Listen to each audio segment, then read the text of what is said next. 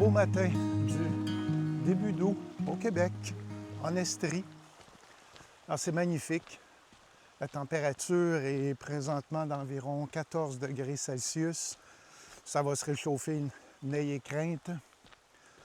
Donc on attend là une moyenne d'environ 23 degrés Celsius un peu plus tard. Donc c'est typique pour le mois d'août ici. Un merci particulier cette semaine pour la commandite de la vidéo, donc l'entreprise K&F Concept. On m'a envoyé un produit non pas testé, là, mais à évaluer, qui se trouve être une batterie de recharge pour les équipements photographiques. Une batterie qui va, vous allez voir tantôt, je vais en parler un peu plus amplement, mais qui peut servir aussi à alimenter de l'équipement studio. Donc c'est très intéressant. Alors, je vous en reparle dans quelques instants. Donc merci à K&F Concept. C'est pas toujours simple de monter une vidéo comme ça. Trouver le ou les sujets à discuter, à partager avec une communauté, ça implique de s'arrêter pendant un moment, puis de réfléchir et de ressentir ce qu'on a envie de partager avec les autres. Je vous dirais que depuis quelques mois, il y a plusieurs choses qui se sont passées dans ma vie. Donc, c'est une des raisons pour lesquelles, du moins ceux qui me suivent, ont remarqué fort probablement que mes vidéos se sont espacées beaucoup.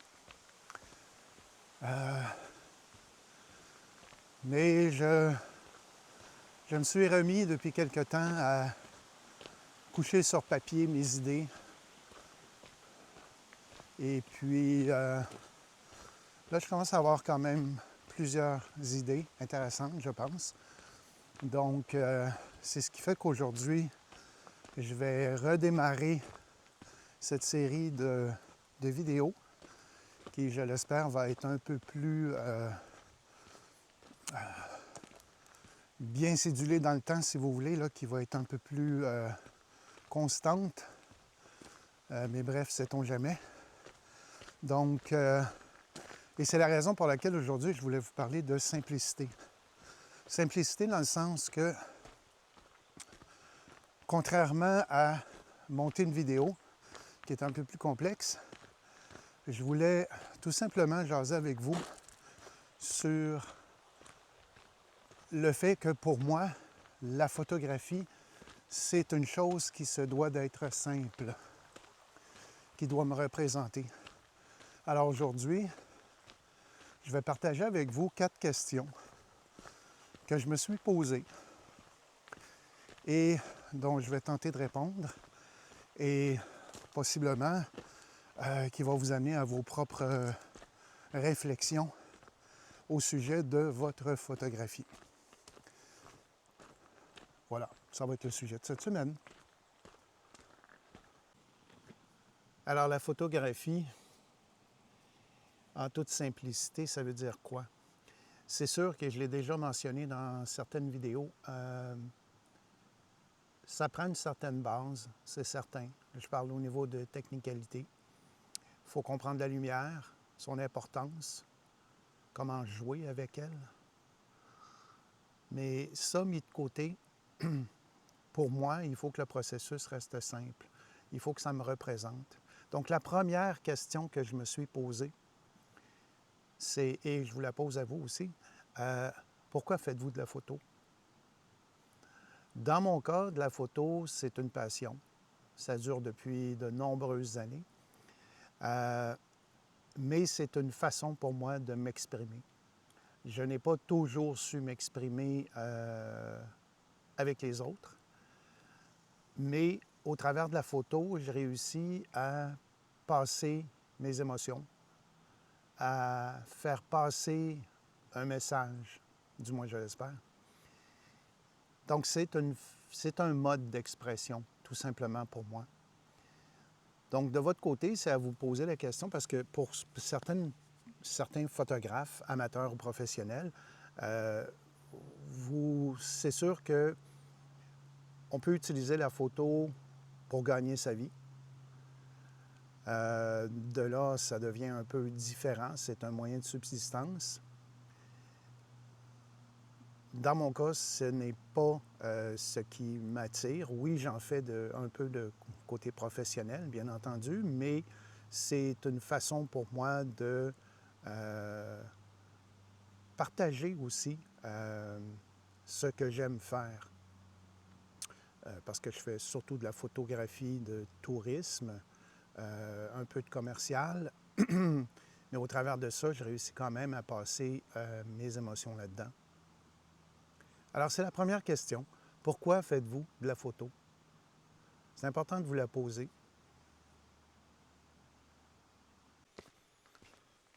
Alors, se poser la question pourquoi on fait de la photo, en fait, il n'y a pas de mauvaise réponse. La réponse vous appartient. C'est vraiment de se connaître, de savoir pourquoi on fait telle ou telle chose. Pour certains, ça va être rassurant. Pour d'autres, ça va nous donner un but, un objectif. Pour moi, ce n'est que d'être qui je suis, tout simplement. J'en profite pour vous montrer ce paysage-là. Il est très tôt. Le soleil s'est levé il y a peut-être 1 heure ou 2. Et puis, c'est magnifique, c'est tranquille. J'entends tout simplement l'eau. Il n'y a personne encore sur les sentiers. C'est toujours un moment privilégié pour moi d'être relativement seul sur les sentiers. C'est comme ça que moi j'apprécie faire ce que je fais.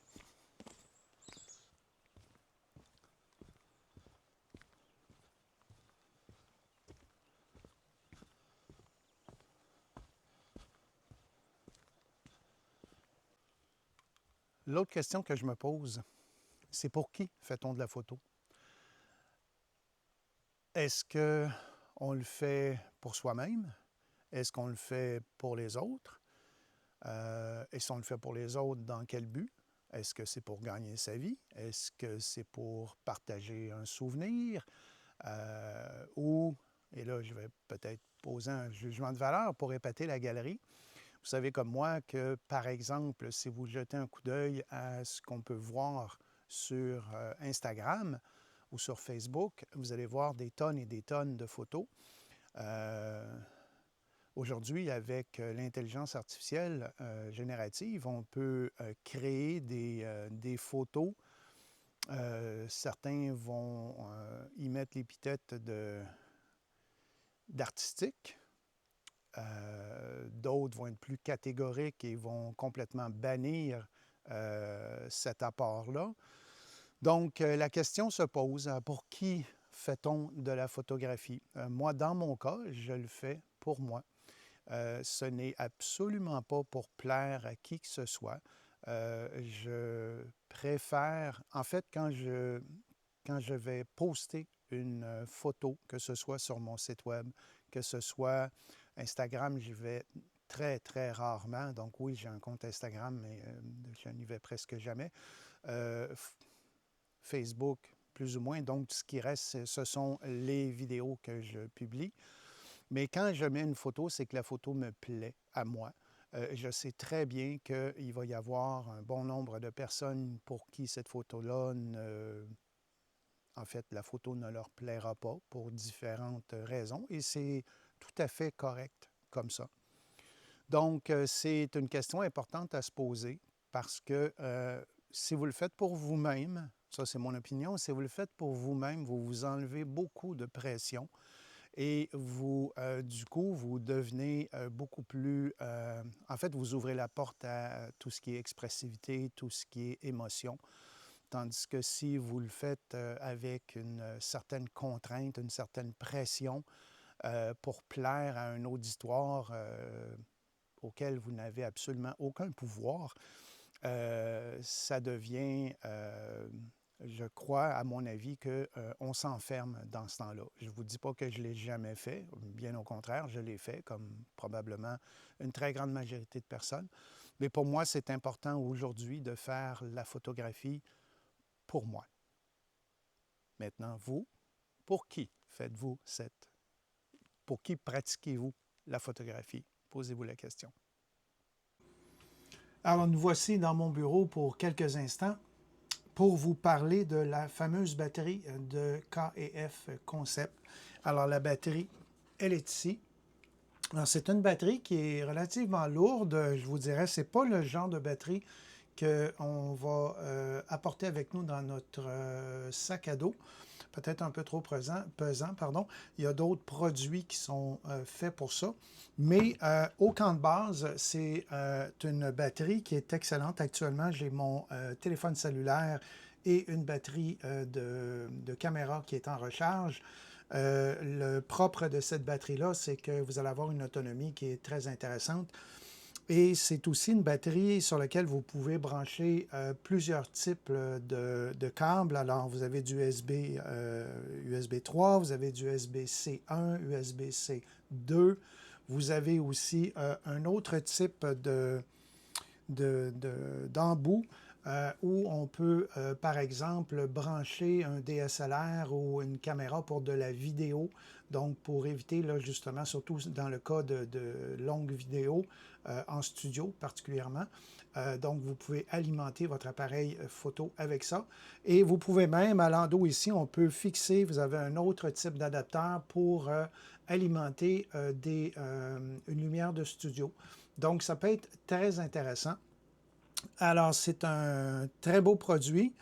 Vous avez à l'avant, vous avez toujours la capacité où vous en êtes rendu. Et pour chacun des câbles qui est utilisé, vous avez le voltage qui est utilisé aussi. Donc, oui, c'est vraiment un très, très beau produit. Comme je vous dis, et ce n'est pas un défaut, le poids de la batterie, c'est juste que ce n'est, en tout cas, à mon avis, pas fait pour être trimballé dans son sac à dos là, de façon quotidienne. C'est, je vous dirais, c'est plus pesant même ou équivalent à un boîtier.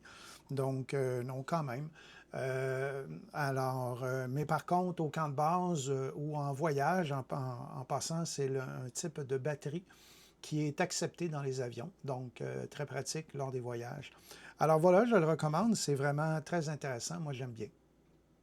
Alors, pour terminer, concernant la batterie, je vous dirais tout simplement que vous avez le lien en description. Vous avez aussi un code barre, donc vous pouvez rejoindre à loisir le site de K&F, le site Internet, bien entendu. Et en utilisant le code de rabais Artefia, vous allez bénéficier d'une réduction de 17 % à l'achat de cet item. Alors, merci beaucoup à l'entreprise K&F pour cette commandite. Et j'espère que c'est un produit qui pourra vous aider, chers amis.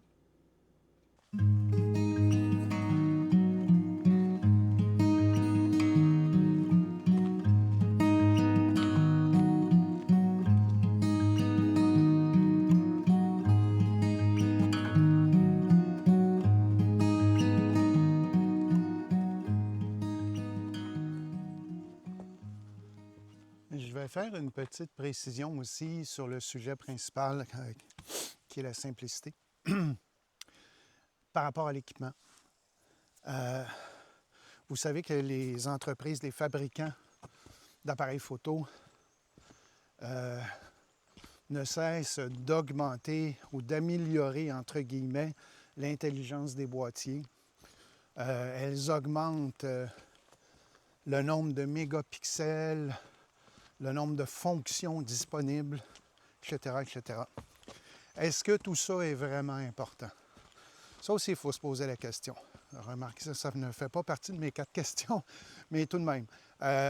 Alors pour moi, c'est très relatif. En fait, ça dépend de ce que vous voulez faire. Je pense que pour une très grande majorité de photographes, autant professionnels qu'amateurs, on peut se débrouiller avec des appareils moyenne gamme, des boîtiers moyenne gamme. C'est sûr que c'est important de prioriser les objectifs, d'avoir les objectifs de qualité, Ça, c'est incontestable, là. Personne ne peut remettre ça en question.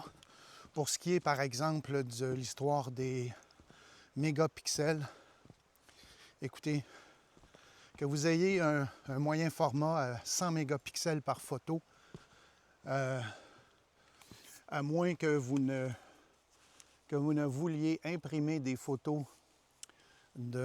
par exemple, là, qui vont couvrir un mur entier. Bon, oui, ça peut vraiment être important. Et surtout d'avoir des gens qui vont se coller le nez sur la photo, si vous voulez, pour vraiment examiner les détails. Ce qui, normalement, ne devrait pas se passer, parce que plus votre photo affichée, imprimée, va être installée sur un mur, plus elle est grande, plus la distance à laquelle vous allez la regarder pour être en mesure de l'apprécier dans son ensemble. Alors plus cette distance-là devrait être grande. On ne devrait pas apprécier une photo le nez collé dessus. Bref, sur ça, je ne dis pas qu'un moyen format, ce n'est pas un bon choix. Ça peut être un bon choix dépendamment de ce que vous voulez faire avec. Si c'est ce qui vous tente, allez-y. En ce qui me concerne, je travaille très bien avec quelque chose qui est entre un tout petit capteur et un capteur de moyen format. Donc, j'ai un crop sensor et à 40 mégapixels. Là. Donc, et c'est, je trouve, amplement nécessaire, autant pour mes besoins professionnels que personnels. Alors, oui, tout ça, on peut rester dans la simplicité sans avoir un équipement haut de gamme. Puis quand je dis haut de gamme, j'entends par là, des boîtiers remplis de fonctions et ultra performants. Encore là, ça dépend de ce que vous faites avec votre passe-temps ou si c'est votre métier. Ça dépend de l'utilisation que vous en faites. Donc, c'est relatif. On peut rester très simple en ayant un équipement tout à fait acceptable qui ne vous obligera pas à réhypothéquer votre maison. Alors, le troisième point qui est important pour moi, c'est l'inspiration. Qu'est-ce qui nous inspire?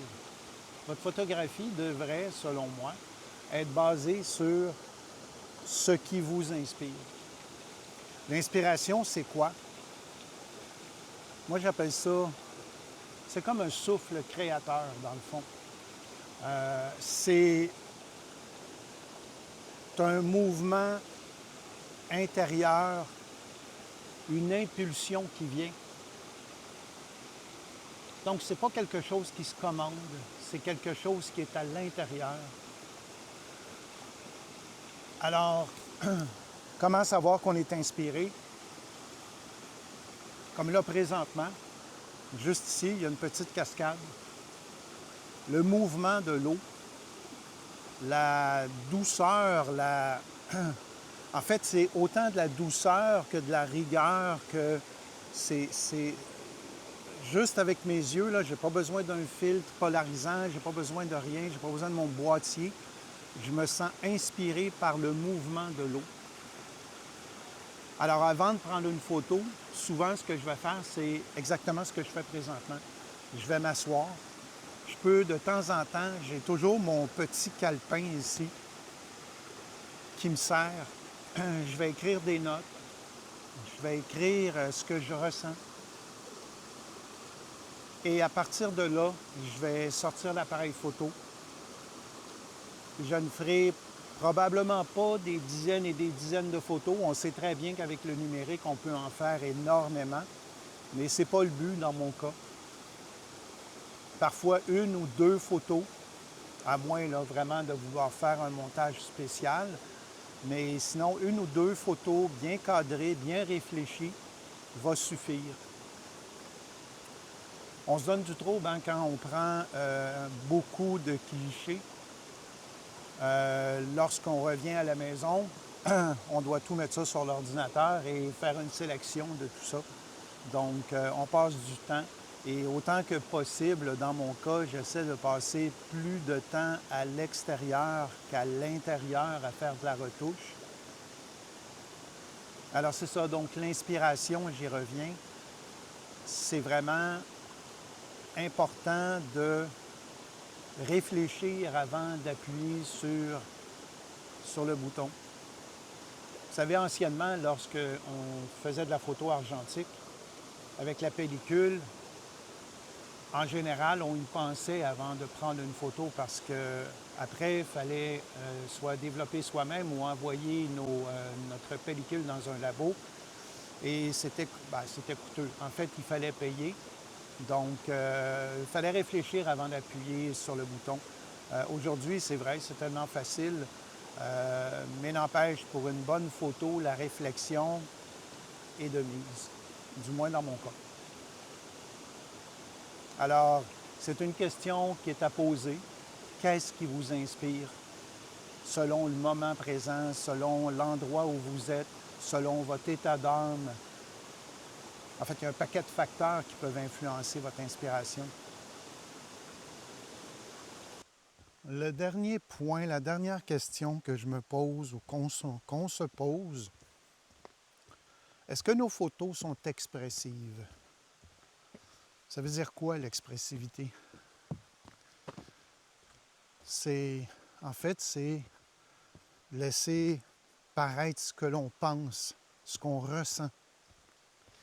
Donc, est-ce que, par le biais de nos photos, est-ce que ceux qui regardent nos photos peuvent ressentir ce qu'on a ressenti? J'ai souvent entendu dire, ou lu qu'une photo devait raconter une histoire. Ça n'a jamais été très, très clair pour moi. Quand je prends une photo, il y a une histoire, j'ai une histoire. Le moment où j'ai pris cette photo-là, dans quel état j'étais, l'endroit où j'étais, comment je me suis rendu à cet endroit-là, avec qui j'étais, etc., etc. C'est mon histoire. Quand on parle de vos photos, c'est votre histoire. Est-ce qu'on peut transférer cette histoire-là aux autres? Moi, je ne pense pas. Parce qu'on n'a pas toutes les variables. Par contre, est-ce qu'on peut se créer sa propre histoire? Probablement. Selon le contexte dans lequel on est, le moment où on regarde une photo, oui. Donc de là, l'expressivité. Laissez entrer dans votre cadre le plus d'émotions possible.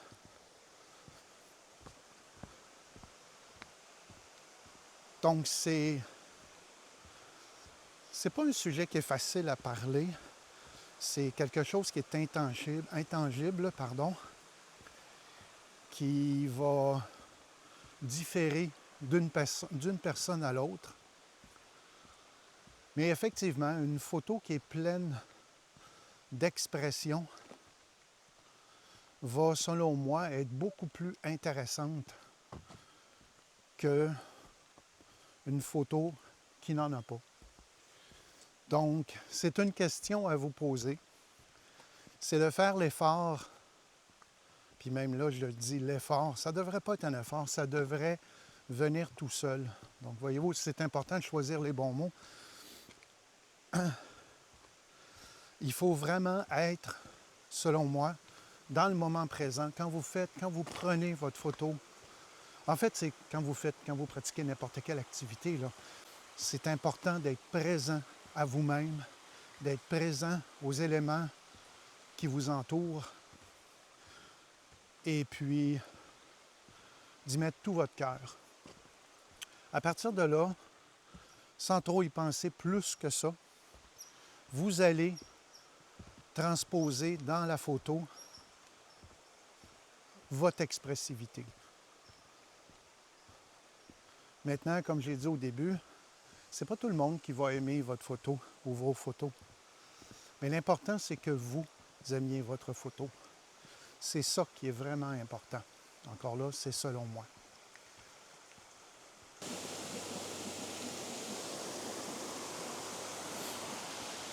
Alors, nous voici rendus à la fin de cette vidéo. J'espère que vous avez apprécié.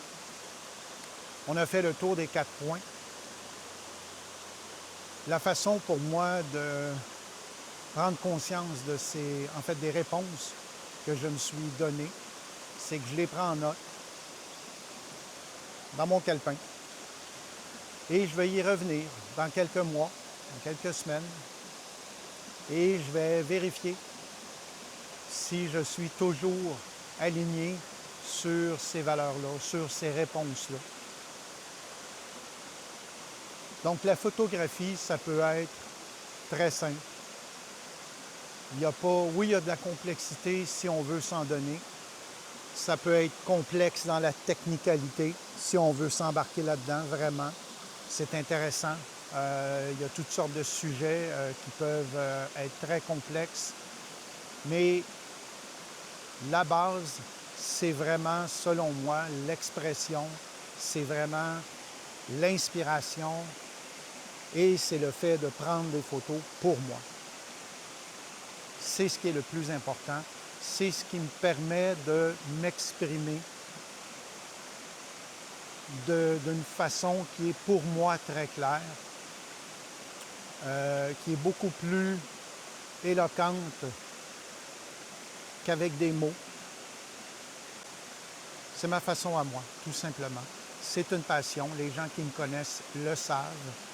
Et c'est comme ça que je suis. Alors, si vous avez aimé, je vous invite à liker. Tout simplement, pas pour répéter la galerie, comme j'ai dit tantôt, mais tout simplement pour faire en sorte que cette vidéo-là puisse être reconnue par l'algorithme de YouTube et puisse être partagée en grand nombre. Si elle résonne en vous, tant mieux. C'est la façon pour moi de voir que vous avez apprécié et que ça résonne en vous. Donc, le fait de liker ou mieux, de laisser un commentaire si vous avez une façon différente de photographier ou d'aborder la photographie et que vous aimeriez le partager à ceux et celles qui vont visionner cette vidéo, je vous invite à le faire. Et puis, sur ça, bien, je vous invite à la semaine prochaine pour une autre vidéo dont le sujet m'est totalement inconnu et je vais décider au courant de la semaine selon mon inspiration. Alors sur ce, je vous dis à la prochaine et bonne photo.